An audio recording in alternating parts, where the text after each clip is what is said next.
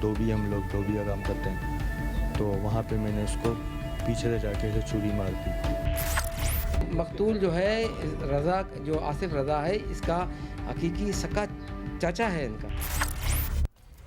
बाज़ दफ़ा अपना ही खून सफ़ेद भी हो सकता है। जिन पर एहसान किया जाए वो कातिल का रूप भी धार सकते हैं और कत्ल का मंसूबा तैयार करने वाले जनाजे में शरीक होकर अपनी बेगुनाही का सबूत देने की कोशिश भी कर सकते हैं। जराइम की दुनिया में होने वाले ऐसे ज़्यादातर कत्ल या तो बाहमी इख्तिलाफात की वजह से होते हैं या जायदाद के हुसूल के लिए। जब कत्ल में मुलव्वस मुजरिम किसी की जान लेता है तो ये बात भूल जाता है कि इस वारदात के दौरान उससे सरजद होने वाली कोई भी गलती उसे हमेशा के लिए जेल की सलाखों के पीछे भेज सकती है।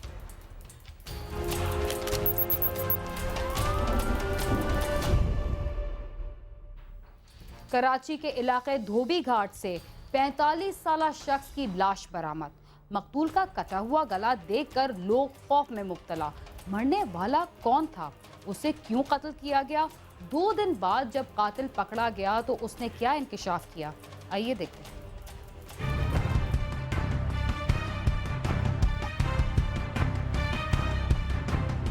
31 मई 2014 को लियारी के इलाके धोबी घाट में इस मुकाम से एक शख्स की लाश मिली थी जिसका नाम मोहम्मद अनवर था और वो धोबी का काम करता था, जिसकी गर्दन और जिस्म के मुख्तलिफ हिस्सों पर छुरियों के बेतहाशा निशानात मौजूद थे। उसको कत्ल करने वाला कौन था और ये कत्ल का वाक़या कैसे पेश आया? लोग तो यही समझते रहे कि शायद किसी ने राइवलशिप में या लियारी गैंगवार के लोगों ने इसे कत्ल कर दिया है, लेकिन कत्ल की इस वारदात का मुअम्मा पुलिस ने बिलाखिर हल कर ही लिया था। आज हम उन्हीं की फैमिली से बात करेंगे और पुलिस अफसरान से भी बात करेंगे और साथ साथ उन मुल्ज़िमान से भी बातचीत करेंगे जिन्होंने ये लर्ज़ाखेज़ कत्ल की वारदात की थी।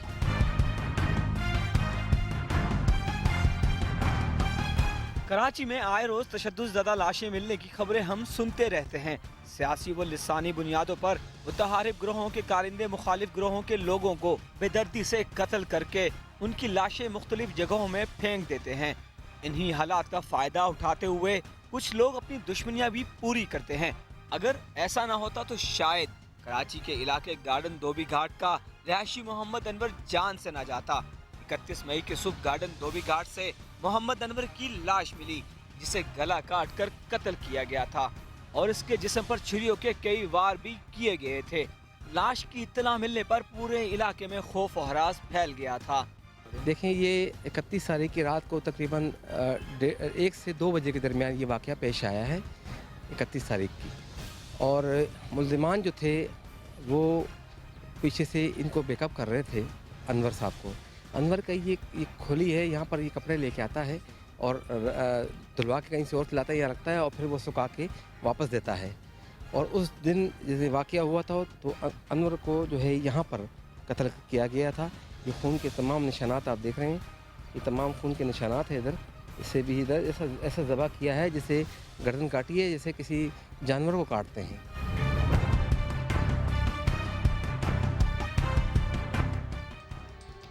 कत्ल की वारदात के बाद जब पुलिस पहली दफा मकतूल के घर गई तो उसे किस पर शक हुआ और इसकी क्या वजह थी?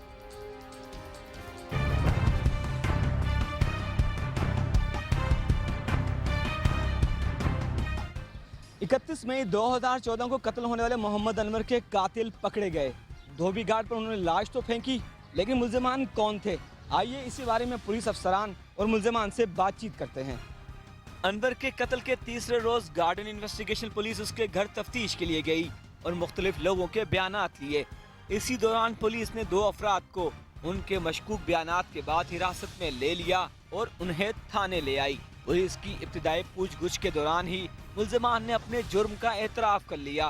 पुलिस हुक्काम के मुताबिक पकड़े जाने वाले दोनों मुल्ज़िमान के हाथों और बाजुओं पर छुरी या किसी तेज धार आले के कटने के निशानात मौजूद थे और इसी बिना पर पुलिस को उन पर शक हो गया था।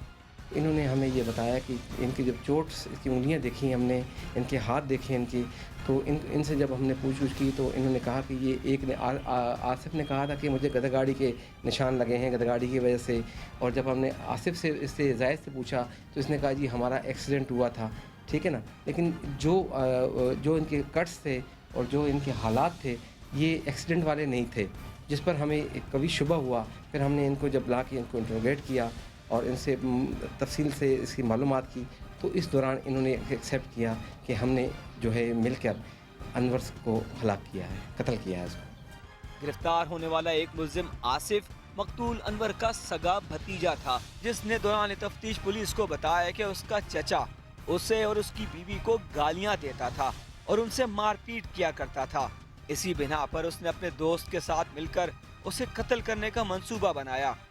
मेरी शादी के बाद में मेरी नई नई शादी हुई, मुझे मारा भी सबके सामने, गली के अंदर, बीच मोहल्ले में, सबके सामने, मेरी ससुराल वालों के सामने मेरे को मारा इन लोगों, मेरे चाचा ने।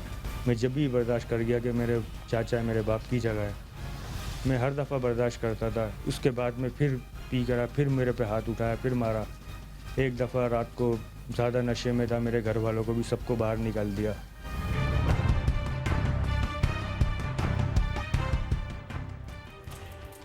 कातिल ने अपने चचा को किस वक्त कत्ल किया और इस वारदात के दौरान क्या वाक़यात पेश आए जो उसके जुर्म की गवाही बन गए?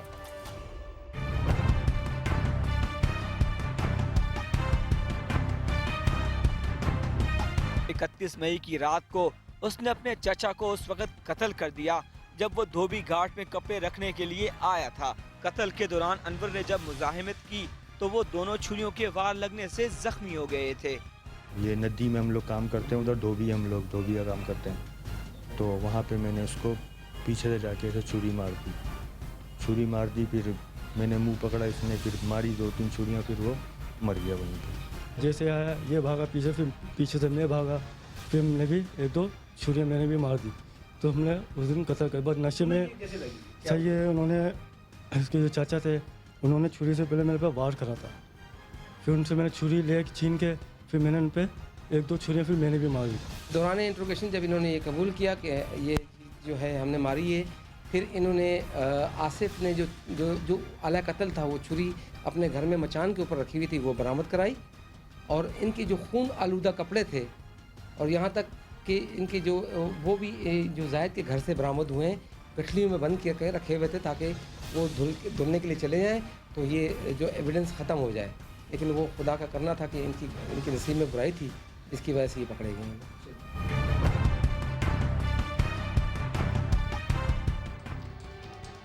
मकतूल ने अपने कातिल यतीम भतीजे की बेहतरी और भलाई के लिए क्या कुछ किया था?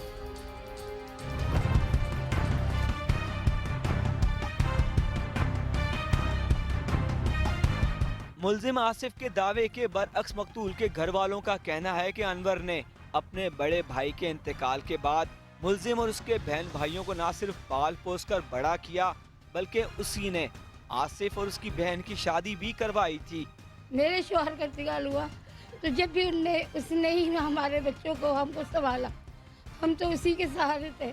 हमने कहा चलो हमारा शौहर नहीं है, हमारा देवर तो है, हमारा देवर ने हमको संभाल रखा है, लेकिन अब तो वो भी सहारा हमसे छीन गया। कि इसके वालिद का इंतकाल हुआ तो मेरे शोहर ने सारा कुछ इनका करा। इसकी शादी हुई तो मैंने अपना कमरा खाली करके दिया, 2.5 लाख रुपया इसको मैंने दिया शादी के लिए। तो इसके बाद ये दुबई के लिए जाने के लिए बोला, फिर इसके चाचा ने इसको पैसे दिया। मकतूल अनवर के घर वालों के मुताबिक मुल्जिम आसिफ अपने चचा के कत्ल के बाद उनके साथ मौजूद रहा और हर काम में बढ़ चढ़कर हिस्सा भी लेता रहा। उन्हें इस बात का शक भी नहीं था कि वो अपने वालिद जैसे चचा की जान ले लेगा। वो आसिफ तो हमारे से दोपहर को मिला है, मैंने कहा यार मुर्गी लेने आया, बोले आया 3 किलो मुर्गी लेने आया हूँ, और हमारी बहन उनके घर में तो हमको खाना देना है शाम को। वो किसी चेहरे से एंगल से पता ही नहीं पड़ रहा था उसने ये काम करा है।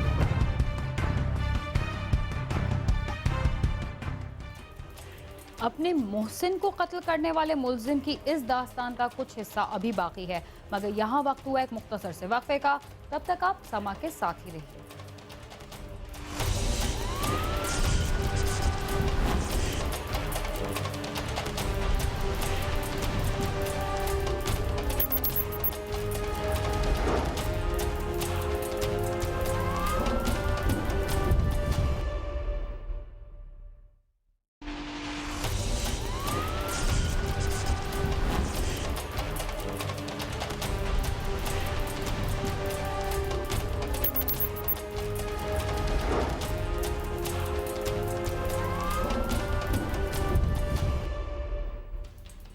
प्रोग्राम क्राइम सीन में एक बार फिर खुशामदीद।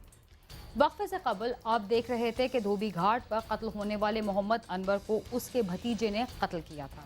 देखते हैं कि मुल्जिम अपने मकतूल चचा पर जो इल्ज़ामात आयद कर रहा है वो दुरुस्त है या इस कत्ल की कोई और वजह है।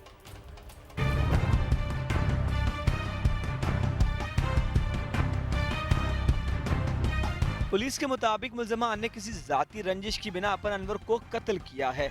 वो झूठ कह रहे हैं कि उन्होंने अनवर को गालिम गलोच की वजह से कत्ल किया है। इतनी मामूली बात पर कोई किसी को कत्ल नहीं कर सकता। मकतूल जो है रज़ा, जो आसिफ रज़ा है, इसका हकीकी सका चाचा है इनका, और वो इनके बाप की जगह पे है और उन्होंने बाकायदा अपनी औलादों की तरह इनको रखा है। लेकिन पता नहीं इनके जहन में ये क्या चीज़ आई है और क्यों आई है, ये खुदा जानता है। लेकिन इन्होंने जो कहा है कि जी हमें गाली देते हैं, गाली देने से बंदा को मारता है क्यों क्या? मुल्ज़िमान अपने किए पर पछता रहे हैं, मगर मकतूल अनवर के घर वाले उनको करार वाकई सजा दिलाने का मुतालबा कर रहे हैं। आप कुछ सोचे, मेरे साथ इतना बड़ा हादसा हुआ, मैं क्या उसको क्या जिंदा देख सकती हूँ?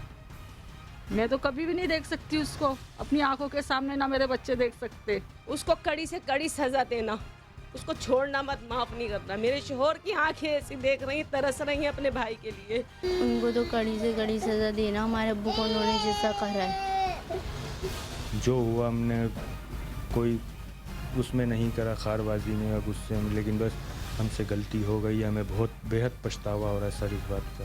कराची में नामालूम अफराद के हाथों कत्ल होने वाले अफराद के साथ कई कहानियां जुड़ी होती हैं, लेकिन जब तक उनके कातिल गिरफ्तार नहीं होते यही समझा जाता है कि उन्हें हदफ बनाकर कत्ल किया गया है। अनवर के साथ भी यही कुछ हुआ, मगर पुलिस की माहिराना तफ्तीश की वजह से उसके मुल्जिमान बिलाखिर पकड़े ही गए। कैमरामैन हसन अली के साथ सालिक शाह, समा, कराची।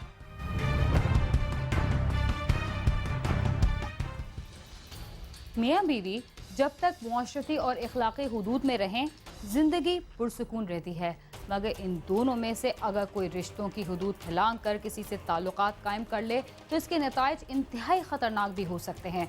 नारोवाल की एक खातून ने जब अपने शौहर से बेवफाई की तो उसके नतीजे में 8 बच्चे यतीम हो गए। आइए देखते हैं कि सब कुछ कैसे हुआ।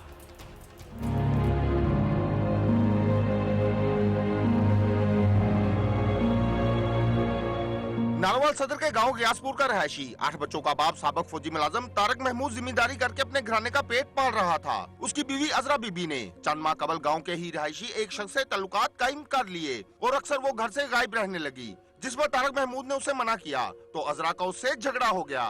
ताहम दिगर घर वालों के समझाने पर तारक महमूद ने उसे माफ कर दिया, मगर ये सिलसिला जारी रहा और आए रोज लड़ाई झगड़ा भी रहने लगा। ये 2-3 बार निकल भी गई है, फिर तरला मिन्नत करके लियांदी है। निके निके बच्चे ने ਉਹਦੇ ਤੇ ਕੀ करे बेचारा, वो लियांदी है, वो नहीं मुड़दी। वो बड़ा चारा करता है ये गल छड़ तू, चलो निके निके बच्चे ने अपना टाइम पास कर रहे हैं। फिर वो आखन के बावजूद भी नहीं मुड़दी। वो बच्चियां अपनियां ਨੂੰ ਇਸੇ ਕੰਮ ਤੋਂ ਨੇ ਲਾ ਹੜਿਆ ਸੀ। वो जो उसकी बेगम थी अजरा बीबी, उसका करैक्टर लुगी था, जिसकी वजह से वो उसे बार बार समझाता था कि इस काम से बाज आ जाए, लेकिन वो बाज नहीं आई। एक रोज तारक महमूद घर वापस आया तो उसकी बीवी गायब थी। जब वो काफी देर बाद घर वापस आई तो तारक महमूद ने पूछा कि कहाँ गई थी। इस पर उनका झगड़ा हो गया तो अजरा ने फोन करके अपने भाइयों तनवीर अहमद, जमील अहमद और वालिद बशीर अहमद को हुसैनाबाद से बुलवा लिया।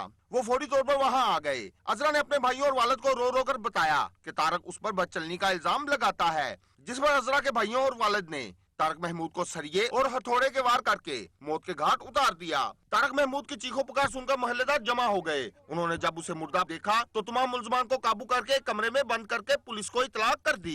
जब मैंने शोर सुना इधर तो मैं भाग के आया तो देखा कि आगे ये 3 आदमी ना तारक महमूद को जोर जोर से मार रहे थे। एक के हाथ, एक का नाम शबीर है, एक का नाम तनवीर है और एक का नाम जमील है। ये मकतूल को बहुत बेदर्दी से मार रहे थे। जब मैं इधर पहुंचा तो वो दीवार के ऊपर इधर मकान बना रहा था और ये तीनों कातिल आए और इन्होंने ना उनको कई से मारा। वो नीचे गिर गया और ऊपर से ये मारने लगे। उसकी बेगम अजरा बीबी ने कहा कि इनको जिंदा नहीं छोड़ना। पहले भी जब वो इससे लड़ती थी तो यही कहती थी कि मैं अपने भाइयों से ना आपको मरवा दूंगी।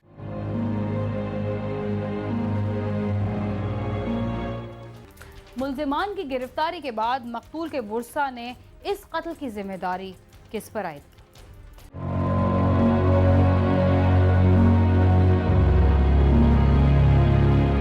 पुलिस ने लाश पोस्टमार्टम के लिए भिजवा दी है, जबकि मुल्जिमान को गिरफ्तार करके आला कत्ल बरामद कर लिया गया है। मकतूल के वर्सा का कहना है कि अजरा बदचलन थी और उसने मना करने पर अपने शौहर को कत्ल करवा दिया।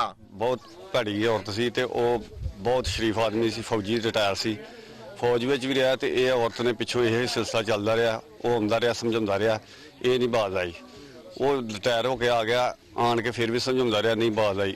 पोस्टमार्टम के बाद लाश वर्सा के हवाले कर दी गई, जिसे मकामी कब्रिस्तान में सुपुर्द खाक कर दिया गया। मकतूल की वालदा और बहनों का कहना है कि अजरा को सख्त सजा मिलनी चाहिए।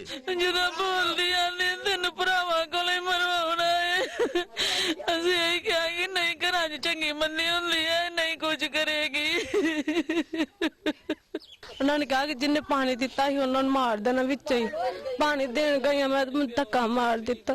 बुढ़ी नहीं चंगी, मुंडा साडा चंगा सी। एक कुड़ी ने फोन किया साडे पुत्र नूं मरवाया सी। मां ने कीता मामा तुझे फोन करके साडे पुत्र नूं मरवाया। मकतूल के वर्सा और अहले इलाका ने अल्लाह हुकाम से मुतालबा किया है कि मुल्जिमान को जल्द अज जल्द कैफे करतार तक पहुंचाया जाए और उन्हें इबरतनाक सजा मिलनी चाहिए, ताकि आइंदा किसी को ऐसा करने की जुर्रत न हो। साथी रिपोर्टर मियां मोहम्मद शफीक के साथ आमिर शहजाद, समा, नारोवाल।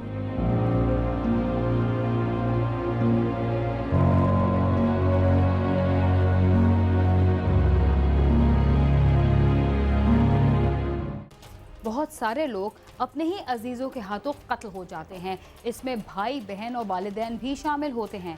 लेकिन वक्त गुजरने के बाद मुल्जिमान को इंतहाई परेशानी और परेशानी का सामना करना पड़ता है, मगर गुजरा हुआ वक्त दोबारा वापस नहीं आ सकता। इसके साथ ही क्राइम सीन अपने इख्तिताम को पहुंचता है। अगर आप हमसे रब्ता करना चाहते हैं तो हमारा पता है cs@sama.tv।